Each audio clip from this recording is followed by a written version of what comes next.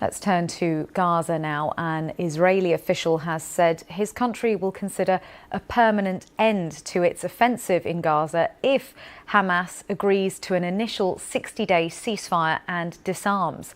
The official said Israel would continue its attacks if the Palestinian group didn't do so. Earlier, Hamas said ongoing talks were difficult and accused Israel, which ended a previous ceasefire agreement, of intransigence. In Gaza, Israeli attacks are continuing across the territory, reportedly killing at least 23 people, including several children. The Israeli Prime Minister Benjamin Netanyahu was in Washington on Wednesday, where he said he and President Trump were in lockstep to secure a hostage deal, but not at any price. Well, 4 days of proximity talks in Doha haven't resulted in any breakthrough, but Mr. Trump again suggested on Wednesday that a deal was close. But I think we have a chance this week or next week. Not definitely. There's nothing definite about war and Gaza and all of the other places that we all deal with so much. But there's a very good chance that we'll have a settlement, an agreement of some kind this week and maybe next week, if not. Well, let's speak now to our Middle East analyst, Sebastian Usher, who's in Jerusalem for us. Sebastian, which side is more likely to concede on this major sticking point of the permanent ceasefire and Israeli military withdrawal? That's a very good question. I don't think we know. I mean, essentially, that has been a very, very big sticking point. And this senior Israeli official essentially brought the attention back to that. What we've been hearing about in the past few days from the indirect talks is on other issues. The issue of how aid will be distributed in Gaza. Hamas doesn't want this new mechanism, the Gaza Humanitarian Foundation, to continue. It wants the UN and other aid agencies to resume the aid, as has been the case in the past. It also wants Israeli troops to pull back to positions that they held before the resumption of the offensive by Israel after the last ceasefire collapsed. So this main obstacle, which has been in the way again and again, which is essentially Hamas wants a guarantee as cast iron as possible that any truce will lead to the end of the war, that there will be no turning back. And the Israeli government's position, the position of the Israeli Prime Minister Benjamin Netanyahu, that isn't the case, that Israel, if necessary, needs to continue its operations in Gaza if they still believe that there's a threat posed by Hamas. And what we heard from this senior Israeli official, unnamed, overnight, was a reiteration of that, essentially, which we haven't been hearing the past few days, this call for Hamas to disarm. Now, we know from Israel that it essentially wants, and we heard this from Mr. Netanyahu again in the past couple of days, that it wants Hamas essentially to be completely eliminated in terms of any military or political control of Gaza. That would mean essentially that its leadership would probably be sent into exile and it would disarm.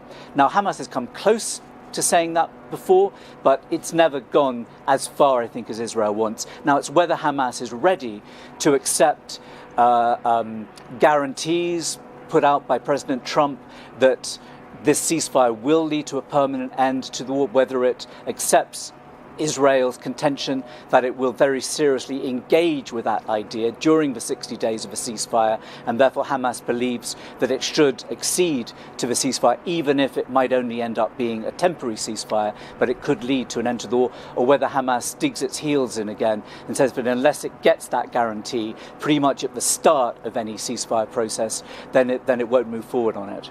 Sebastian, thank you for the moment. Stay with us because I just want to update our audience on what's happened in the Red Sea. The fate of around 15 crew members who were on board a cargo ship attacked off Yemen by Houthi militia is still unclear. The Liberian-flagged Greek-operated vessel called Eternity Sea sank on Wednesday, and a maritime security company rescued 6 crew members.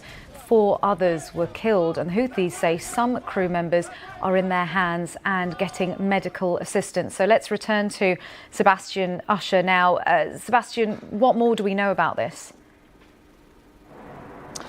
Well, we know that there were 25 crew on board this ship. We know that it was attacked first on Monday, then on Tuesday, and now hearing from the rescuers that it's gone down, and that 15, as you say, of the crew are missing. We know that some of those crew, at least, but we haven't been given figures by the Houthis, have been taken by them essentially as hostages.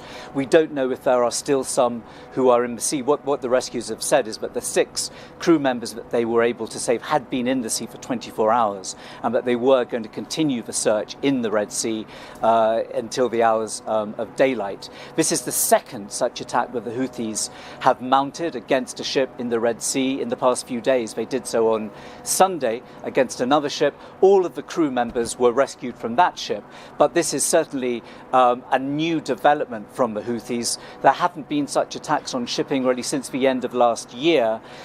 We had today again, and we've just heard from the Houthis that they fired a missile targeting, they say, the international airport here in Israel. It was intercepted by the Israeli air defense, as happens so often. But clearly the Houthis are intensifying their attacks on Israeli targets. At the moment, they still seem to be standing, as far as we know, with the agreement they made with the US not to attack US targets, but was made a couple of months ago. But if this kind of activity continues, one would assume that the US might again become involved in attacks that recently have only been carried out by Israel on Houthi targets in Yemen. That happened just a couple of days ago. The port of Hodeidah was attacked by Israel. Every time we have an incident like this, the Israeli government says that it will hit back harder than it's been hit by the Houthis. So I think we can expect probably another attack by Israel on Houthi targets in Yemen in the coming days.